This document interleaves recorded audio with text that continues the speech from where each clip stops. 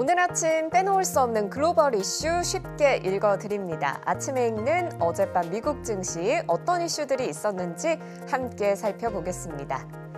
첫 번째 소식입니다. 미국의 9월 생산자 물가지수 PPI가 발표됐습니다. 계절 조정 기준으로 전월과 같았는데요. 시장의 예상치인 전월 대비 0.1% 상승을 하회하는 수치입니다. 전년 동기 대비로도 1.8% 오르는 데 그쳤습니다. 변동성이 큰 식품과 에너지를 제외한 근원 PPI도 전월 대비 0.2% 상승하며 시장의 기대치와 일치하는 모습이었습니다. 앞서 발표됐던 CPI에서 물가가 아직은 불안하다는 신호를 이번 PPI 발표로 잠재울 수 있는 결과였습니다. 좀 더 자세히 살펴보면 서비스 비용은 0.2% 상승했는데 이는 전월의 0.4% 상승에서 둔화된 수치를 보인 거고요. 식품 도매 가격은 1% 뛰며 지난 2월 이후 가장 큰 상승폭을 보였습니다. 에너지 가격은 2.7% 하락했습니다. 다음 소식입니다. CNBC에 따르면 골드만삭스는 중앙은행이 이미 2% 인플레이션에 도달했을 수 있다고 판단했습니다. 지난주에 발표된 인플레이션 데이터는 미 연준의 빅컷 이후 연준이 이미 목표치에 가까워지고 있다는 증거를 제공했다는 건데요. 실제로 9월에 발표된 CPI와 PPI 모두 예상 수준에 도달했고 중앙은행의 2% 목표까지 떨어지고 있음을 보여주고 있습니다. 더 나아가 골드만삭스의 경제학자들은 연준이 이미 목표에 도달했을 수 있다고 내다봤습니다. 다만 장기적 추세를 더 잘 나타내는 근원 PCE 가격 지수는 전년 대비 2.6% 상승했을 것으로 골드만삭스는 예상했습니다. 연준 관계자들은 예상보다 높은 주거 인플레이션을 주 요인으로 꼽으며 임대료 하락 추세가 데이터에 반영되면 하락할 것으로 예상하고 있습니다.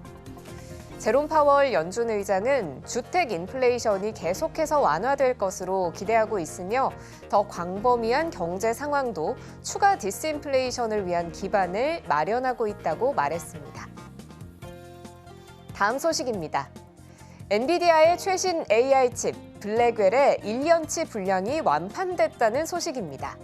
현지 시간 12일 미국 IT 전문 매체 톰스 하드웨어는 향후 12개월 동안의 엔비디아 블랙웰 공급이 매진됐다고 보도했습니다. 최근 모건 스탠리 분석가들은 젠슨 황 CEO 등 엔비디아 경영진을 만났고 이 자리에서 블랙웰 공급에 대해 이 같은 언급이 있었던 것으로 전해집니다.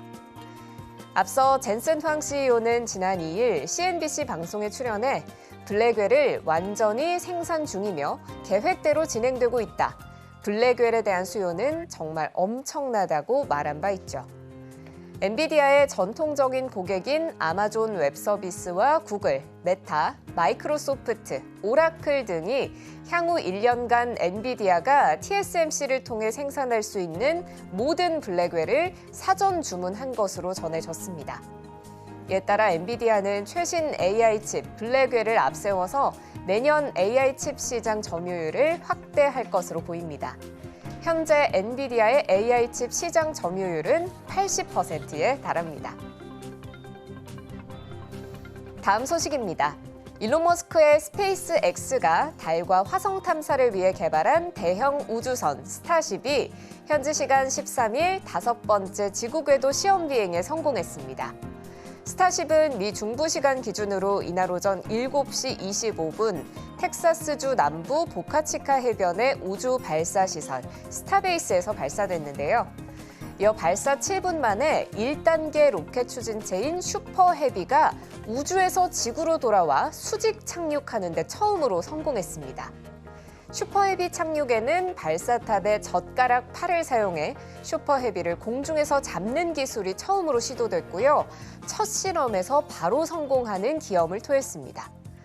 이는 스타쉽을 완전히 재사용이 가능한 로켓 시스템을 만들겠다라는 스페이스 X의 목표에 중요한 이정표가 됐습니다.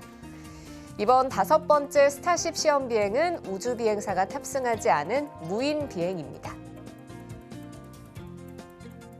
다음 소식입니다. 노조의 대규모 파업으로 재정적인 어려움에 직면한 미 항공기 제조업체 보잉사가 정리해고를 실시하기로 했습니다. 규모는 전체 직원의 10%가량인데요. 보잉의 전체 직원 수는 약 17만 명이므로 대략 17,000명에 달하는 직원들이 구조조정의 대상이 될 걸로 보입니다.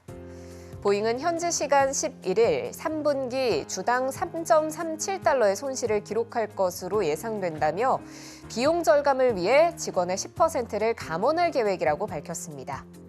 켈리 오투버그 보잉 CEO는 우리 사업은 큰 어려움에 직면해 있다며 회사를 회복하고 장기적으로 경쟁력을 유지하려면 구조적인 변화와 어려운 결정이 필요하다고 말했습니다. 오토버그 CEO는 이어 777X 여객기를 2026년까지 인도하지 않고 2027년에는 767 상업용 항공기 생산을 중단할 것이라고 밝혔는데요. 777X는 장거리 운항에 특화된 기존 777 모델을 개량한 최신 모델로 이번 조치로 인해 당초 인도 계획보다 6년 늦어지게 됩니다. 다음 소식입니다. 중국의 경제 지표들이 발표됐습니다. 중국 국가통계국은 9월 소비자 물가지수 CPI가 전년 동기 대비 0.4% 올랐다고 밝혔는데요. 이는 시장의 예측치였던 0.6%에 미치지 못하는 수치이자 8월의 상승률인 0.6%보다는 떨어진 수치입니다. 물론 중국 CPI는 지난 2월 춘제 효과로 작년 동기 대비 0.7% 올라 6개월 만에 상승세로 돌아선 뒤에 조금씩 상승세를 이어가고 있지만 1%의 벽을 넘지 못하고 있습니다. 중국의 대규모 경기 부양책 발표에도 디플레이션 우려가 계속 이어지고 있는 건데요. 생산자 물가지수 PPI 하락폭도 커지는 추세입니다. 중국의 9월 PPI는 전년 대비 2.8% 떨어지며 24개월 연속 하락을 기록했습니다. 시장의 예측치였던 마이너스 2.5%보다도 하락폭이 컸던 거죠.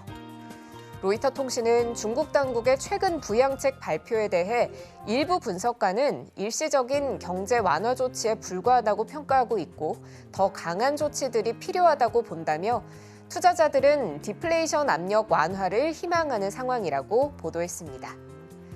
지금까지 오늘 아침에 읽는 어젯밤 미증시였습니다.